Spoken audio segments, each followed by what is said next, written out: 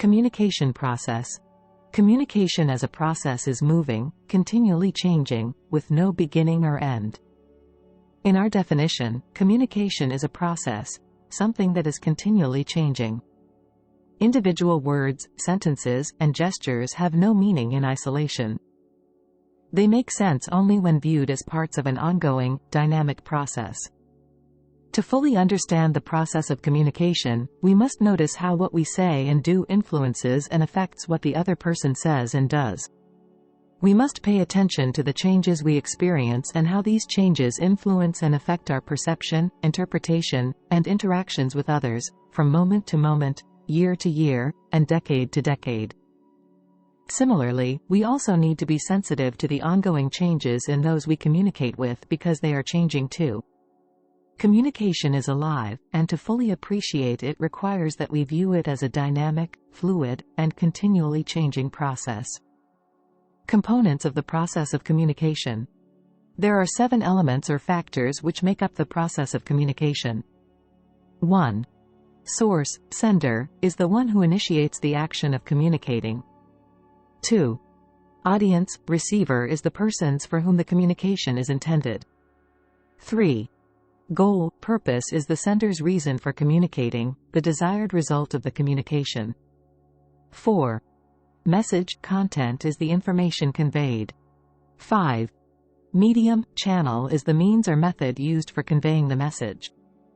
6. Feedback is the receiver's response to the communication as observed by the sender. 7. Environment, context is the background in which the communication takes place. 1. Source. The source is the originator of the message. It is the person or persons who want to communicate a message to another person or a group of people. The source of a message can be an individual speaker addressing a group, a child asking for candy, a couple sending out invitations to a family reunion, or a person writing a letter. Encoding. Once the source has decided on a message to communicate, he must encode or convert that idea, thought, or feeling into verbal and nonverbal symbols that will be most effectively understood by the receiver. This encoding process can be extremely creative because there are unlimited ways for the source to convert the idea or feeling into words and behaviors. 2. Message. The message is the idea, thought, or feeling that the source wants to communicate. This message is encoded or converted into verbal and nonverbal symbols that will most likely be understood by the receiver. 3. Receiver. The receiver is the recipient of the message. The receiver can be an individual or a group of people. Once the receiver hears the words and receives the nonverbal cues from the sender, she must interpret or decode them if communication is to occur. Decoding. Decoding is the process of making sense out of the message received. The receiver must decipher the language and behaviors sent by the source so they will have meaning. After the receiver decodes the message, the receiver, now the source, can encode a return message and send it back to the other person. 4. Channel. A channel is the medium by which the message is communicated. The source can utilize the channels of sight, sound, touch, smell, and taste. For instance, if you want to communicate affection for another person, you can utilize a variety of channels or combination of channels. You can say, "I like you," sound. You can give a hug, touch. You can wink an eye, sight. You can send cookies that you baked, taste. Or you can deliver a dozen roses, smell.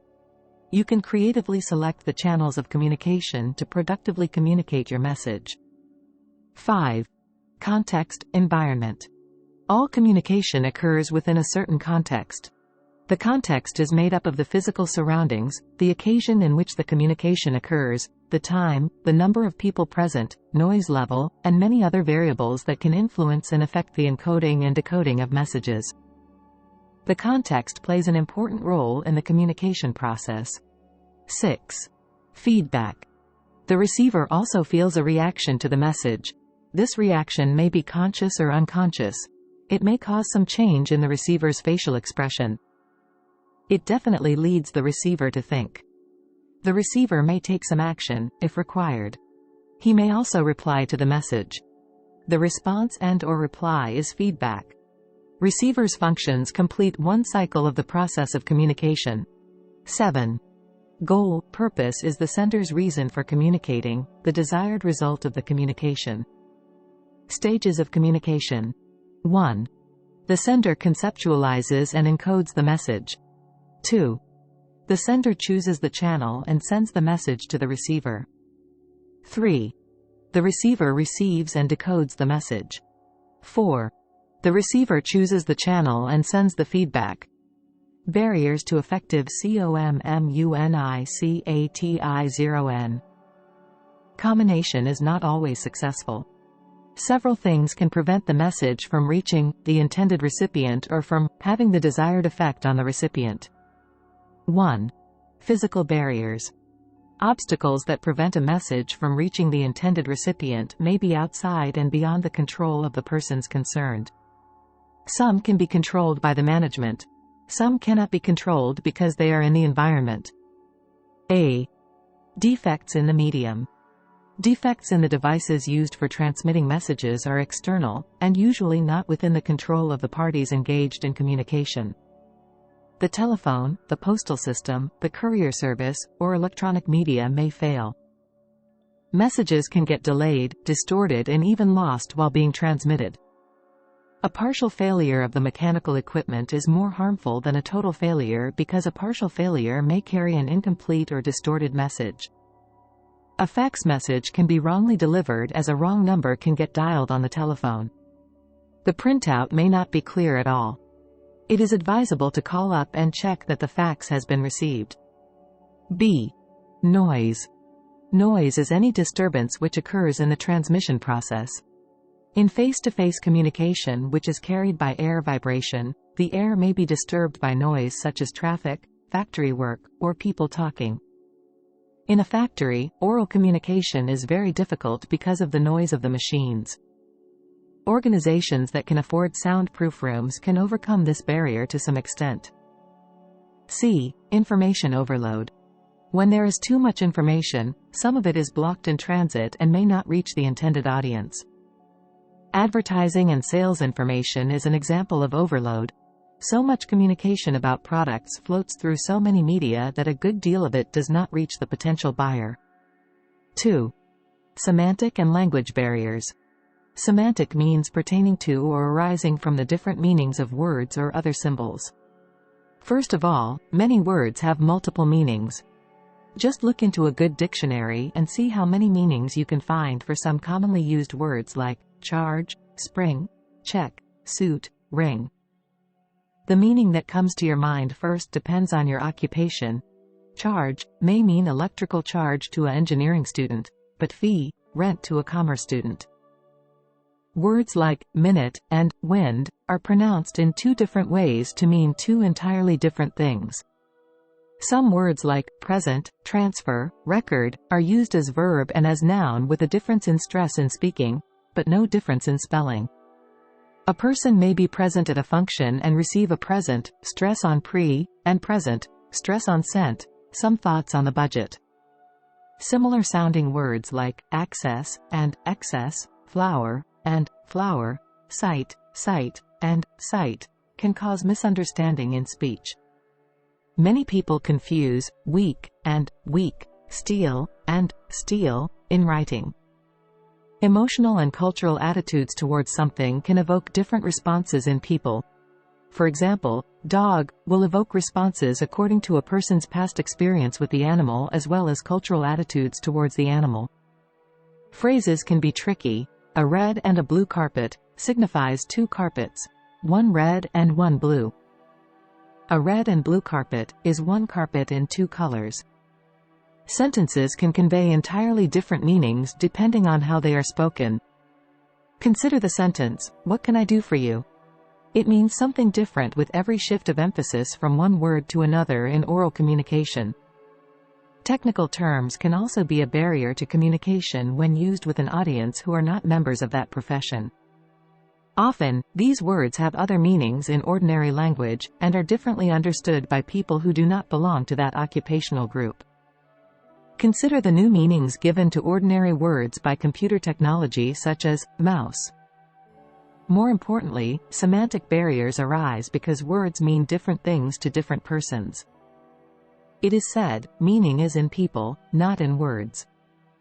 Age, profession, education, cultural background and many other factors influence the meaning we give to words. A dialect, for example, would identify a person geographically, and identically certain slang would reveal the cultural or group orientation of the person speaking it. The same are then barriers, if spoken in situations and with people who may not be able to relate to them. 3. Organizational barriers. Editing and filtering. A great deal of loss of information occurs as a message moves from senior management to lower levels. Each person through whom it passes edits it, filters it, and simplifies it for the understanding and needs of the next person who is to receive it. Loss or distortion of information as it moves downward may be caused by misinterpretation, lack of understanding, and neglect of messages by some of the members of the organization. Loss of information also occurs as messages move from subordinates to higher levels of authority. Messages are filtered at every level. There may be deliberate suppression of information out of self-interest and jealousy. A supervisor may suppress or change a good suggestion from a subordinate so as to take the credit personally. A senior officer may prevent information about discontent in the department from reaching the manager because it reflects on his/her human relations skills. Deliberate withholding of information from peers who are perceived as rivals becomes a barrier in horizontal communication. A common barrier to horizontal communication is organizational politics. One manager may withhold information from another since possession of information usually has benefits and advantages. Overdependence on written communication. Too much dependence on written communication is one of the reasons for communication gaps. Circulars, bulletins, notices and even letters are not always read carefully. Many employees are unable to read and understand long messages. Even better educated persons at higher levels do not always give proper attention to all written communication. Oral communication has to be used to supplement written communication when the message is important. 4. Cultural barriers. When we join a group and wish to remain in it, sooner or later we need to adopt the behavior patterns of the group. These are the behaviors that the group accepts as signs of belonging. The group rewards such behavior through acts of recognition, approval, and inclusion. In groups which are happy to accept you and where you are happy to conform, there is a mutuality of interests and a high level of win-win contact. Where, however, there are barriers to your membership of a group, a high level of game playing replaces good communication. 5. Gender barriers. There are distinct differences between the speech patterns in a man and those in a woman which may create misunderstanding between genders. Global studies suggest that a woman speaks between 22,000 and 25,000 words a day, whereas a man speaks between 7,000 and 10,000.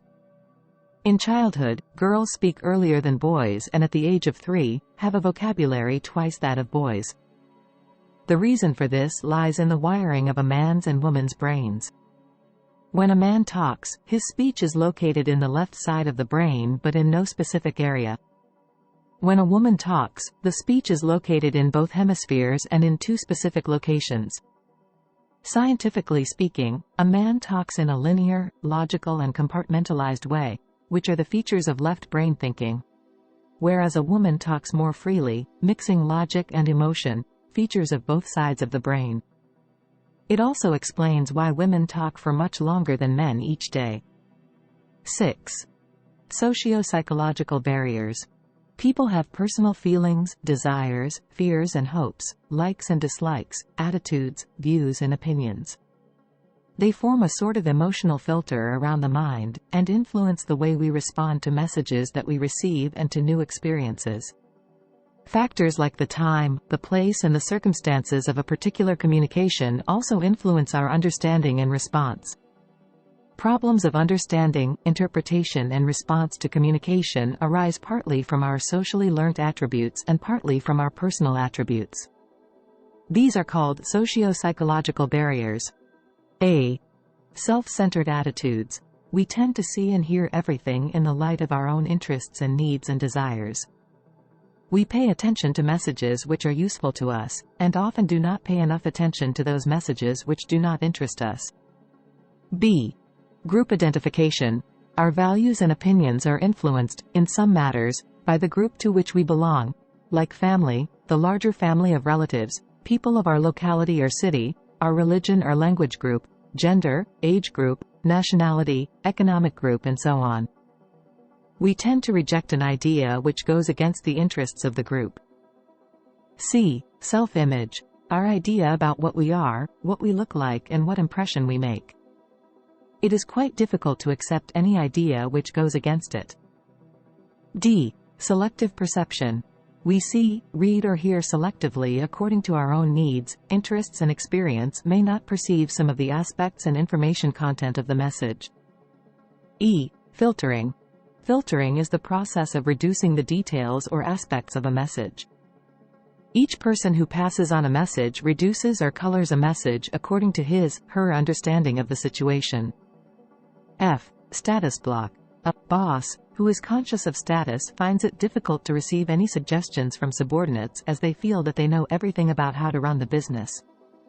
They do not agree that a junior may have some good ideas, and many good ideas are wasted only because they come from junior employees who are considered to be too young and inexperienced. Social distance sometimes makes workers too shy or frightened to speak to their senior bosses. G. Resistance to change. Some people strongly resist new ideas which are against their established opinions or traditions or social customs. They may avoid new ideas because they feel insecure or afraid of changes in methods or situations. H. Closed mind. Limited intellectual background, limited reading, and narrow interests can cause a person's mind to be narrow and limits the ability to take in new ideas. Young employees with bright ideas and fresh approach feel frustrated by the closed mind of the senior people in an organization. I. Poor communication skills. Lack of skill in writing and in speaking prevents a person from framing the message properly. Oral communication can be handicapped by a number of problems. Nervousness in facing an audience may affect a person's clarity in speaking. Even excitement about an achievement or a new idea may make a person's speech incoherent. Lack of skill in reading and in listening is also common. J. State of health. Pain or fever certainly makes a person disinclined to engage in communication, but even if the general state of health is poor, communicating ability is reduced. The mind is not sufficiently alert. There will be gaps in attention while reading or listening. There is lack of energy to think clearly and to find the right words. Perception is low when the state of health is poor. Emotions, which play an important part in successful communication, are easily disturbed. K. Experiential barriers. The difficulty in understanding matters not personally experienced. Our past experience may also negatively influence our perception and understanding related to those experiences. L. Perceptual barriers. The problem with communicating with others is that we all see the world differently. The selectivity, exposure filters that are developed on the basis of experience or lack of it play their part. A bad experience would perceptually block out unpleasant things. This could be in the shape of avoiding it, and if that is not possible, by altering the behaviors, i.e., response types, in different ways. Similarly, retention filters out things that feel good, and gives the tendency to forget those things that are painful. M. Emotional barriers. It is comprised mainly of fear, mistrust, and suspicion. The roots of our emotional mistrust of others lie in our childhood and infancy, when we were taught to be careful what we said to others. Don't speak until you're spoken to. Children should be seen and not heard. As a result, many people hold back from communicating their thoughts and feelings to others because they feel vulnerable. While some caution may be wise in certain relationships, excessive fear of what others might think of us can stunt our development into effective communicators and our ability to form meaningful relationships. Emotions influence both our speech and our listening. In many cases, emotions may stop us from saying many things, and in other instances may make us say things that we never wanted to say. N. Hidden agendas. Hidden agendas serve two functions. I. Individuals' strategy for poor self-esteem. This is mostly in cases where the personality is a submissive one. In such cases, the communication can turn sly and manipulative as one does not have the courage to communicate openly. This is particularly the case as one is always apprehensive of others' differing point of view and is fearful of annoying the other person, not being confident of handling a communication situation if there was one requiring assertive handling. Promote ulterior motives and needs. If a person is known to promote one's ulterior motives and needs either by being aggressive or by being covertly submissive, sooner or later it would become a major communication barrier. It generally creates a win-lose situation and does not work in establishing trust, which is a basic premise for effective and purposeful communication. Stereotypes. Stereotypes are mental images and expectations. Stereotypes provide a shortcut to form an opinion of someone. We tend to get opinionated sooner or later, and it becomes difficult to change opinions. Opinions give us a base to relate to others. Humans are very diverse by nature, whereas stereotyping them in categories with specific characteristics is very common, and therefore it also becomes one of the most common barriers to communication. Defensiveness. If we feel threatened by a message, we become defensive and respond in such ways that reduce understanding. This is a particularly harmful barrier in handling complaints and grievances and in resolving conflicts. Overcoming barriers. Overcoming barriers. Persons in positions of authority, as well as subordinates, can be helped to overcome these barriers by training in effective communication. Periodical review and reorganization of communication networks is also needed to ensure that information reaches people in time. Health centers. Many organizations provide medical aid, gymnasiums and recreation for the staff in an effort to keep down stress levels. Regulations like compulsory vacation after a certain number of months, years are also meant to ensure that employees avoid stress and fatigue. You have to cultivate all the communication skills, including getting feedback and non-verbal communication. The management should ensure the channels must be kept in good working condition. The intercoms, notice boards, information on meetings must be kept up to date. Many companies which can afford it, maintain soundproof rooms for meetings and take steps to reduce the noise level in the office. Semantic and language barriers can be overcome only by being careful with the use of language, and by using words which have clear meaning, by using short and simple sentences, and also by using visual aid whenever possible. Whenever possible, feedback must be got and given to ensure that there is common understanding of a message. Personal barriers can be overcome only by making a conscious effort, and by training for better communication. To reduce cultural barriers, it is better not to assume similarity with those from other cultures until you are sure. It is safer to assume difference till you are sure of similarity. Depend on description rather than evaluation or interpretation. Persons from different cultures evaluate and interpret differently.